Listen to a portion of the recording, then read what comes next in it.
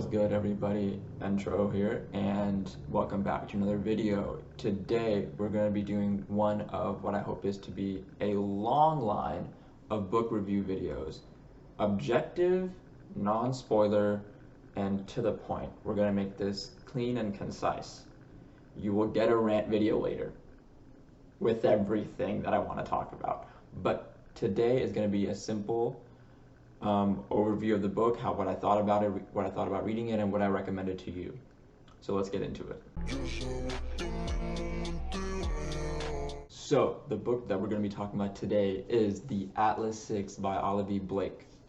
This book, let me bring it over here for you. This book is actually a really fun, complex ride. It's the easiest way I can describe it before we get into the summary of the book. I read this book in under 48 hours. Granted, I was immobilized for a good bulk of those couple of days. I really couldn't, I injured myself a little bit, so I couldn't really move much. And so all I did was read. And I got through like half the book and I was still iffy on it. I didn't know if I liked it or not. And then around page, I don't know, around the second 50% is when one like major event happened, and I was just in there, just face in everything. So today we're going to be talking about the Atlas 6, and let's just get into the summary of the book. So the Atlas 6 takes part on Earth, but in Olivia Blake's world of Earth, where you have magicians, you have mediums, you have witches, you have a magic system, and inside this magic system you have, your normals, and then you have your extraordinaries, and then you have your learned, educated extraordinaries, which are medians. So the Atlas 6 is a story of how 6 medians are chosen as the next set of what seems to be the next protectors, quote unquote, of the Alexandrian society and their vast library of knowledge. Now, but here's the catch though. 6 of them are selected, but only 5 pass the initiation phase to move on to become actual members of the society. So the big question is, who are those 5? And how do they choose them? And what happens to the 6th person? The story basically takes place following the viewpoints of six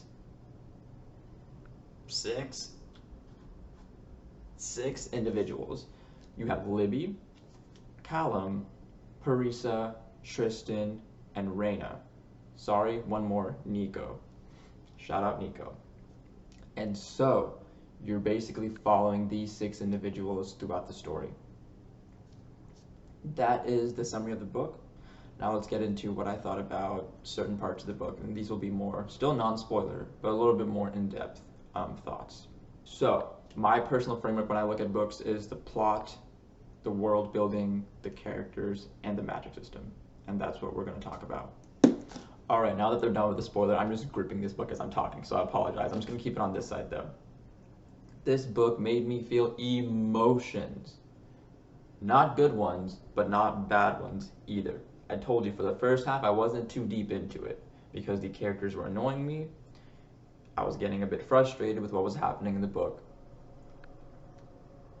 But it was good enough to take me through. Second half of the book, still a little bit annoyed, still a bit frustrated. Started feeling some anger, some betrayal, some distrust, some absolute confusion. But it was an amazing ride throughout. Like all of those looped into just an amazing ride of a story and a plot, in my opinion. I did enjoy the plot towards the end of it. One thing I will say about the plot is that you kind of get an idea of what's happening, but you don't really know until it's kind of in front of you, which is what I appreciate. It's not like she put in a lot of twists and turns to like distract you, but she did frame the plot and the story in a way where she gives you a little bit, but then the way she gives it to you is just like, I don't know what that is. And that's gonna take me into the next one. I just don't know how I felt about her writing style. Before we get into that, I need to talk about these characters. So, you have Libby and Nico, who are two medians of a similar, if not the same, ability. But think about like if you have, you know, if you're a pyromancer, you can go into maybe electricity, which is the fast friction of pyromancy. Then you can go into actual fire. That's not what they are, but that's the concept of it. They're the same kind of class, but they kind of can do different things and similar things at the same time. So I really enjoyed Nico's character. I did not enjoy Libby's character. I'm so sorry. I did not enjoy Libby's character. She felt so much like the what's it called? Like the very annoying, I don't know what to do with myself. Not necessarily I'm the victim all the time, but I really felt something close to that. So I didn't really enjoy Libby's character. Callum has a very, or Callum and Parisa, I'm going to pair them together. They're different, but I'm going to pair them together. Callum and Parisa had kind of similar abilities in terms of manipulating others, but they do it in different ways. I didn't like either of them because I'm not a fan of semi-know-it-all characters. But one thing I related with Callum was that, you know, he's just like, I'm just here to see if I want to be here. Like, I have no reason not to be here, so I'm just gonna try it out and see what happens, you know? Parisa was here, is just, I just want to control everything. To an extent. I think that's her character. I'm not sure, but that's kind of the vibe I got. But her ability is cool, and she has her own personal, non-magical related abilities that are just like, okay, cool, you're just like a perfect package of a cool person, in my opinion. She's very aloof as well, she doesn't talk much. Lastly, Tristan, my guy, my boy, the dude, Tristan, has probably the most broken ability, and I love it. You don't notice it until the second half of the book, like what's actually happening. Or you kind of notice what's going on with his ability in terms of like, oh, can he actually do that, what I think he's doing? Oh my gosh. But he's also someone who has personal trauma where he's distrustful to an extent. So I think his character is kind of cool. There are levels to his character that I haven't gotten yet, that I haven't necessarily figured out yet. I'm hoping to figure it out in the second book. But these are the 6 characters, and they were cool, albeit annoying sometimes. Like there were some character interactions that I just did not care for, or that I just found annoying, or like, why would you say that? Why would you do that? Why? But all in all, these six sets of characters are pretty well played out, in my opinion. They kind of stick to like who they are almost. I won't call them static or dynamic yet because I haven't read, book 2 isn't even out, it's only book 1. And I feel like in this book, you don't really get a good sense of who the characters are even in the first place, which is I feel like what Olivia Blake wanted to do. She kind of tells you these are the characters, but it's not necessarily these are how they're going to be all the time. And so I think there might be change coming to the characters, so I want to look out for that. Also, really cool thing is you go through the book through each person's point of view. So each chapter is a separate first-person perspective of that character and what they're doing, which I think is really cool. I really enjoy when authors do that, when it's done well. And I think she did it really well. Also, oh my God, Olivia Blake, you might have just started a trend, and I hope every single author in the world follows your trend. She gives you character art for each one. Now, the girls are pretty easy to figure out. I don't know which guy is which. They all kind of look the same, but she gives you character art for each one. Isn't that so cool? I love it. It's amazing. I think that was just a plus point for this book for me, is just the character art and everything. and how I kind of know, okay, this is what the character looks like, and that's the character I can travel in my head. It was great. It was great. Next thing. So going back to what I talked about in terms of the character conversations and interactions, I really didn't like how they talked to each other, because I just feel like maybe they just talk in very lofty, philosophical, like airy language, versus just being direct to the point, like using words that, you know, we'd all understand. Basically, I think their level of genius gave them different, you know, notions and thoughts, and that's how they spoke. Because they're not normal. So why should they speak like us normal people, right? So they're going to speak however they want. They're going to think however they want. Their experiences are going to lead them to say what they want. It's just the language that they use is kind of throws me off. As an example, there's a conversation between Tristan and Callum.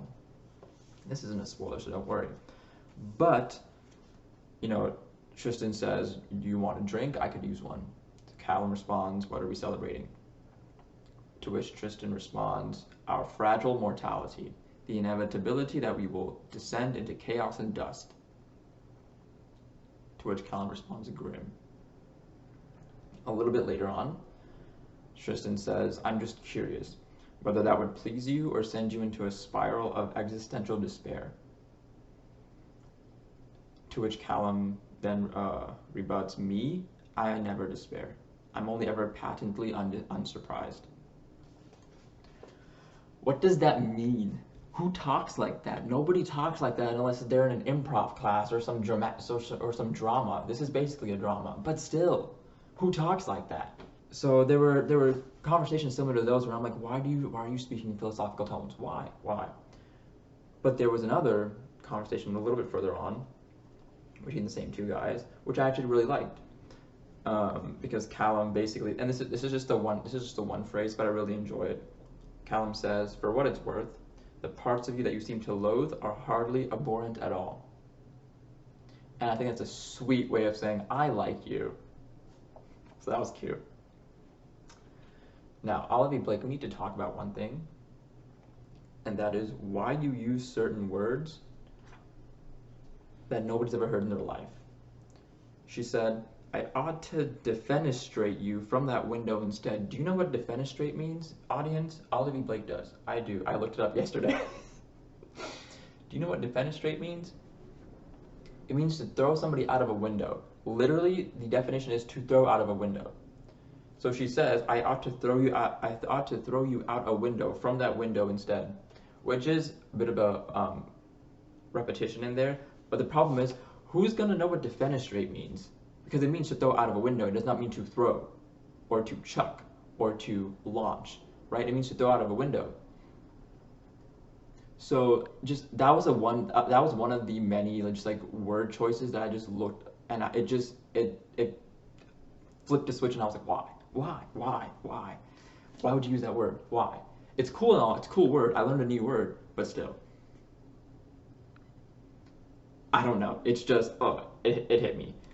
Next thing, magic system. So I don't want to get too deep into this, so we're gonna move on to the next thing. Magic system. Cool magic system. I really enjoyed it. It's physics based. It's not your typical magic system. It's basically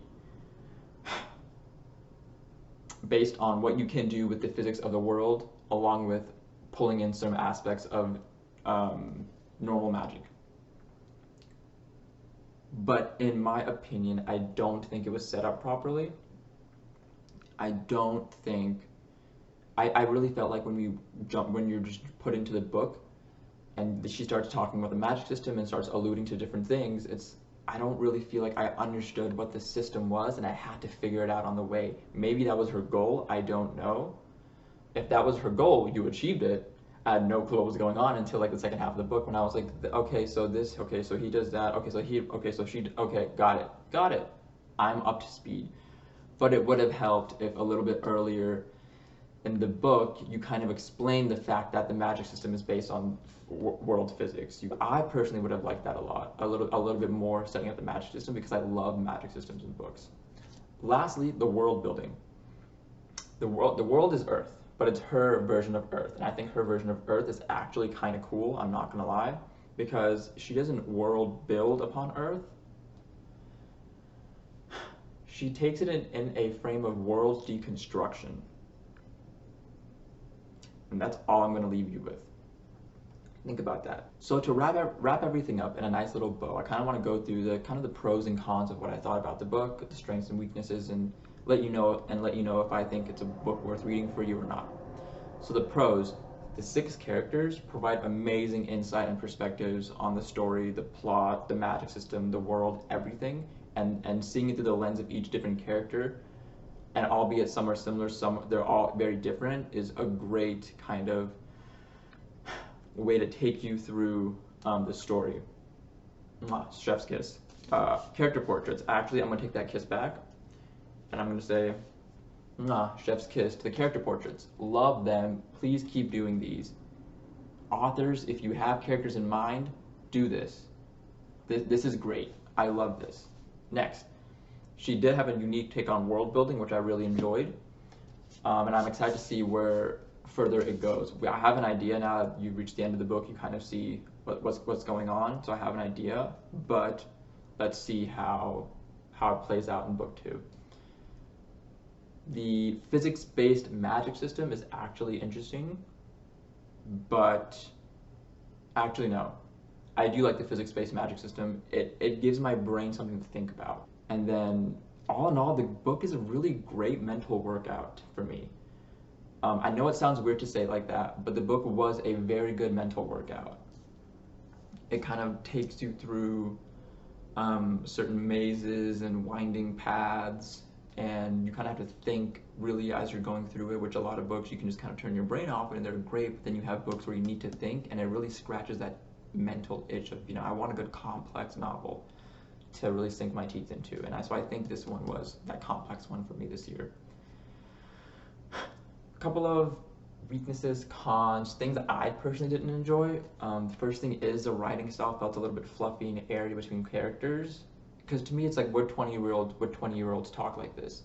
But then that goes back to the point of, they are technically geniuses to an extent, and they've had their own experiences, but at the same time, like, would you talk like that? I don't go up to my buddies and be like, bro, I'm about to fall into the pits of despair today, man. I don't do that, right? And so it didn't hit for me. They spoke very indirectly, and I was just, please speak directly. Please. I'm begging you, just say it. And then the magic system didn't really feel set up properly. Not the best, in my opinion, but I think you can definitely understand where it's going as you keep getting into it. I just would have liked a little bit more setup towards the beginning of it, to kind of let me be on track with everybody. Like, oh, what's happening? Like, what do you mean? Oh, okay, they have this ability, that makes sense. This is how it works, that makes sense. I would have liked that a little bit. So, would I recommend The Atlas 6 by Olive E. Blake to you? And the answer is a resounding yes. Very much so. This was a good 7 out of 10 or an 8 out of 10 for me this year. I read it right off the back of reading Ranger's Apprentice basically all year, because I'm trying to get through those books. And so you can imagine going from a more juvenile-based book to a more complex, brain teaser kind of book. It was a very welcome book for me. Definitely scratches the young adult itch, scratches the complex magic system itch. If you're good at imagery, I think you'll have an amazing time playing through the mental images that this book sends you. I had a great time just imagining what is happening in front of me the entire time.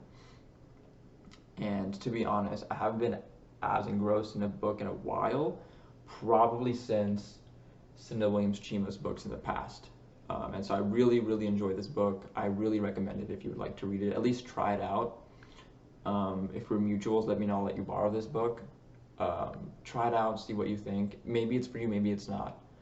But I definitely think it's worth a shot before book 2 comes out in, I think, September or October, one of those 2 months. Book 2 comes out, and so maybe try it out if you'd like. But if you enjoyed this book review, I really hope you did. It was a fun time doing that, keeping things concise, clean, and giving you just all the information you might need to make an informed decision if you want to read it or not. That's really what I'm here to do, is let you know. But if you enjoyed, please leave a like, comment on whatever other books you want me to talk about, want me to read. books you found interesting recently. This is the in the first half of the year. We're going into the second half. Consider hitting the subscribe button if you like things like this. Also, we talked basically non-spoiler things this entire time. But if you want a spoiler-filled, very unedited, raw thought video, wait for the next one. I will be doing just a full kind of just discussion about what I thought. It's going to be spoilers, but it's just going to be my entire just thoughts about the book. That'll be coming out after this. So for now, thank you guys for listening, and I'll see you in the next one.